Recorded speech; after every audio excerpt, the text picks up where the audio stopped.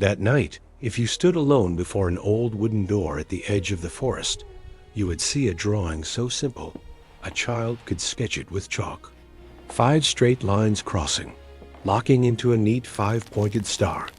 The kind of mark that sometimes sits on a mother's charm as she begs for her child's safety, and sometimes appears on the cover of a forbidden book, on the floor of a sealed room, or in photographs that make an entire town erupt with rumors of occult. The very same symbol can be hung up like a shield in one place, and in another, the mere sight of it can send a chill up the spine. So what is the 5-pointed star? A protective talisman or the signature of darkness? Or is the most frightening thing not the symbol itself, but the way humans have used it to tell a story about fear?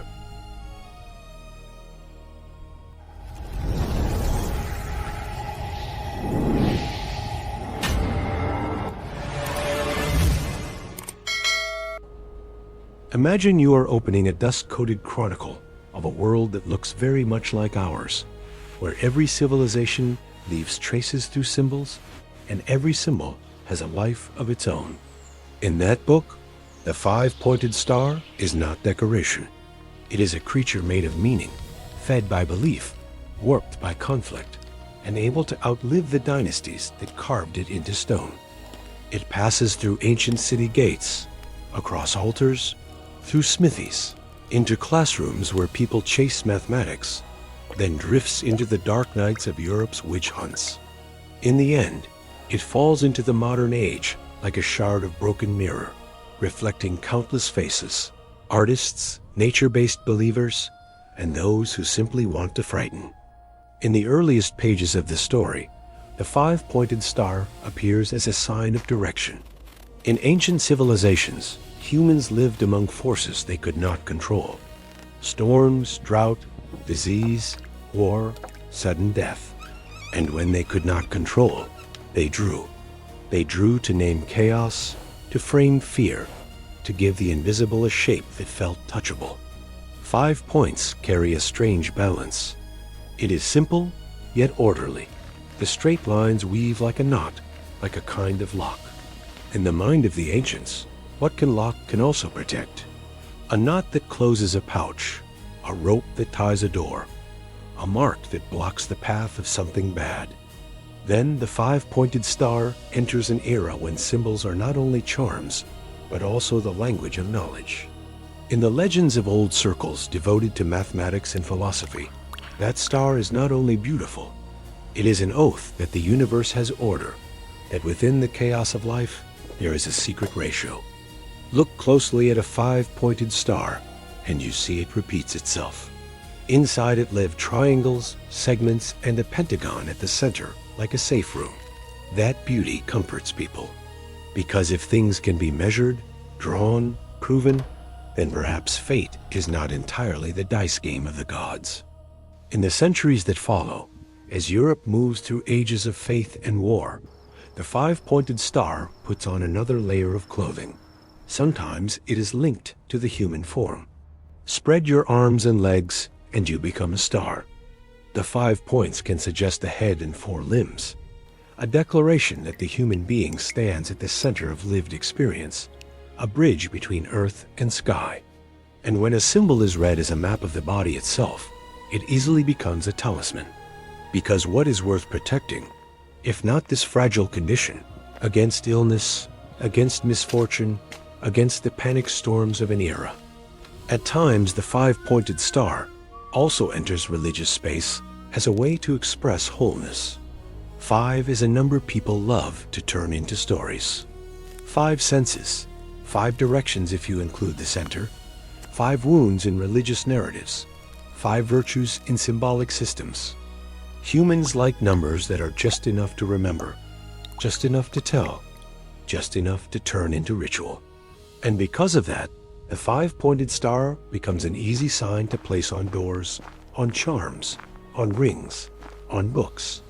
It is like a reminder. Here there is order. Here there is a boundary. Here is not a place where chaos may step in. But then the tone changes. Because no symbol remains at peace if it falls into the hands of an age that hunts invisible enemies. When society starts splitting the world into pure light and pure dark, everything ambiguous becomes dangerous. People fear what they do not understand, and they fear it even more when it feels ancient, secret, tied to small groups speaking through signs. The five-pointed star becomes a two-faced door. For one person, it is a protective lock. For another, it is evidence of something hidden. Imagine a European village in a long winter. Plague passes through like a scythe. Children burn with fever and go out within days. Crops fail, livestock freeze to death. When life is pushed into a corner, people need a culprit. And the easiest culprit is always the one with no defense. An old herbal healer. A woman living alone. Someone different. Witch trials in popular imagination are often told as a collective madness, and in that madness, a symbol becomes evidence. What did you draw on your door? What did you wear around your neck? What did you whisper when you prayed? The five-pointed star, once a charm, can be flipped into the mark of a curse. A chalk line on wood can become the reason someone is bound. The point is, the symbol does not corrupt itself. Crowd psychology, power, and fear reshape it. When power needs a simple story to control, it prefers simple signs. The five-pointed star is perfect for that role. It is easy to draw, easy to recognize. It looks like a seal, and seals make people think of secret orders, oaths, things outside the permitted order.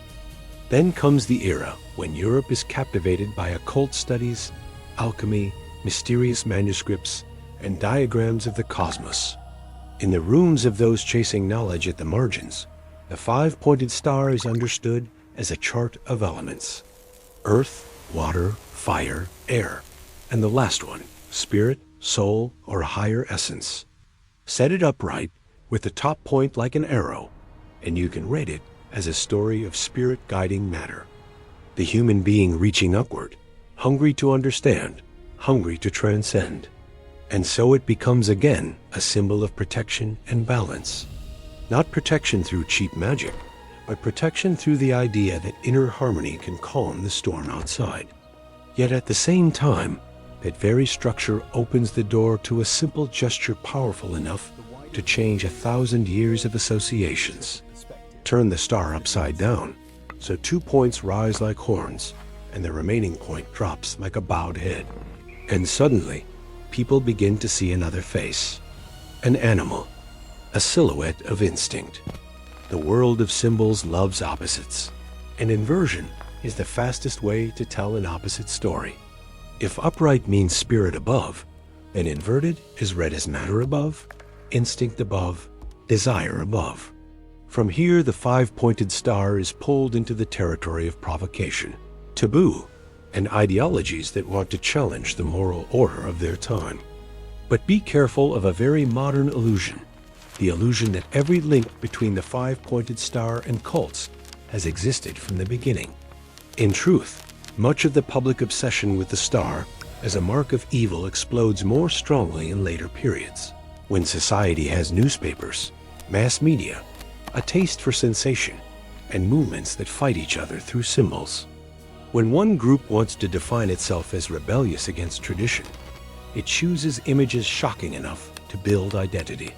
When another group wants to warn the public, it chooses those same images, magnifies them, turns them into a symbol of threat. Two sides that appear opposed end up, without meaning to, making one symbol famous. Then popular culture enters like a copying machine.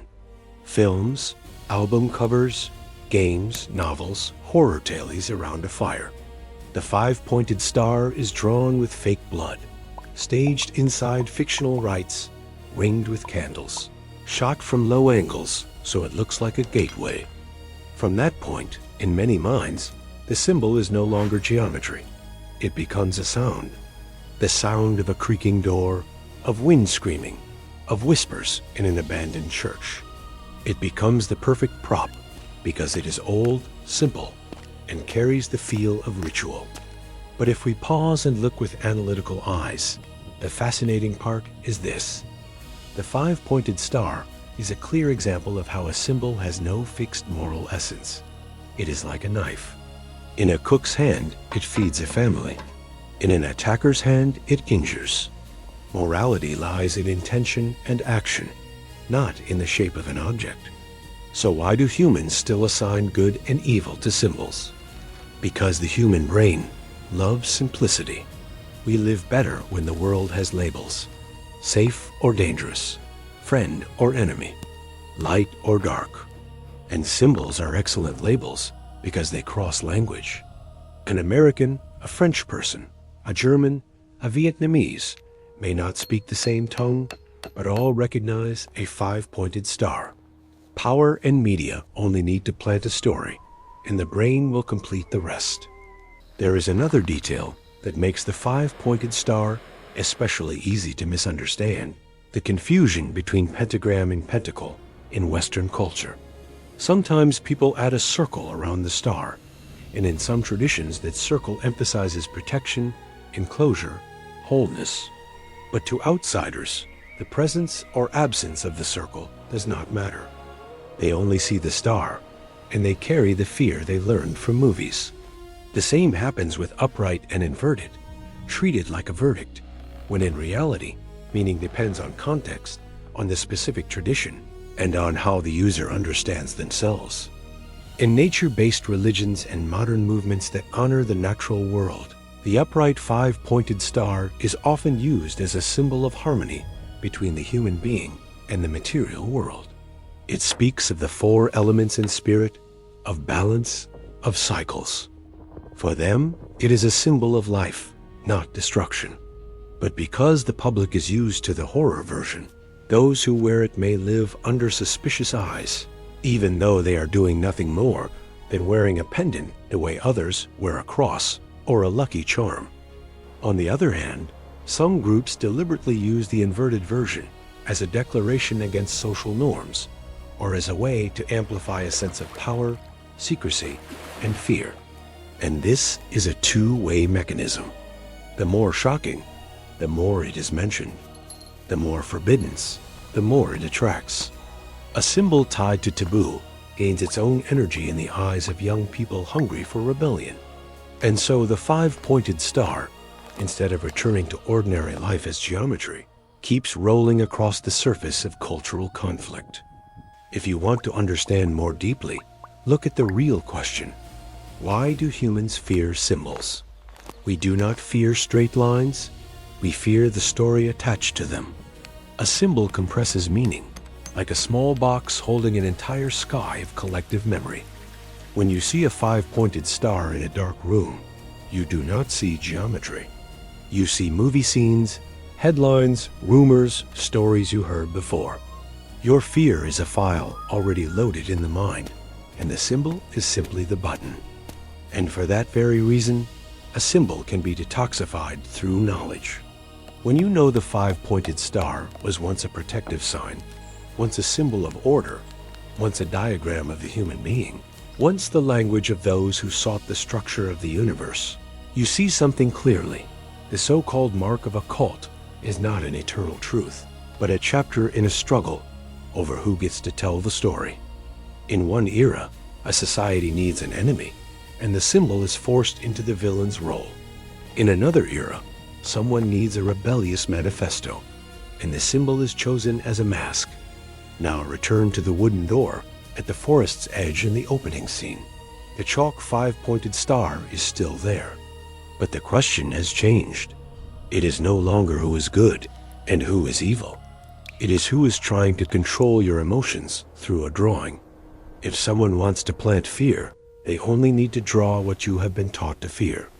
If a film wants you to hold your breath, it only needs to place the symbol in the right light.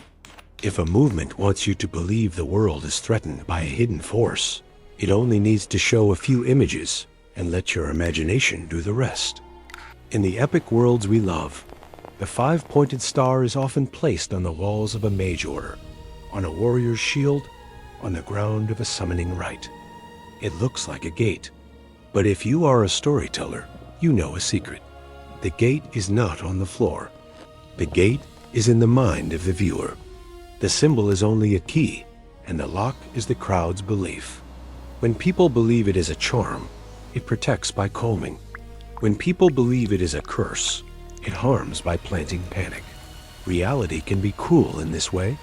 Fear is also a kind of magic, and humans are the finest sorcerers when hypnotizing themselves. So what remains after all of this? An ancient symbol that survived thousands of years because it is simple, balanced, and wide enough to hold any story. It was once a promise of order inside a chaotic world. It was once the signature of a carver who wanted to protect a family. It was once the language of those who loved knowledge.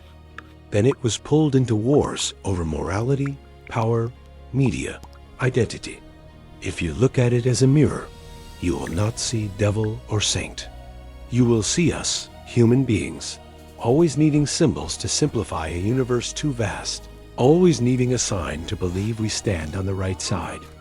And perhaps this is the final twist, the reason the story matters in the modern age. The five-pointed star does not only speak about cults or talismans. It speaks about how one society creates a collective nightmare, and how another society can break that nightmare by understanding its roots. When you understand, the symbol returns to its proper place, a drawing. When you do not, it becomes a curse you feed yourself. If one day you come across a five-pointed star on a door, on a pendant, or on an old page, try doing the opposite of the reflex to fear. Ask, what story is being told here? Who is telling it? Why do they want you to believe? And you will realize that sometimes the strongest way to fight darkness is not to erase a symbol, but to reclaim the right to interpret it. Because in the longest war of humankind, the winner is not the one with more charms. The winner is the one who controls the story the crowd believes is true.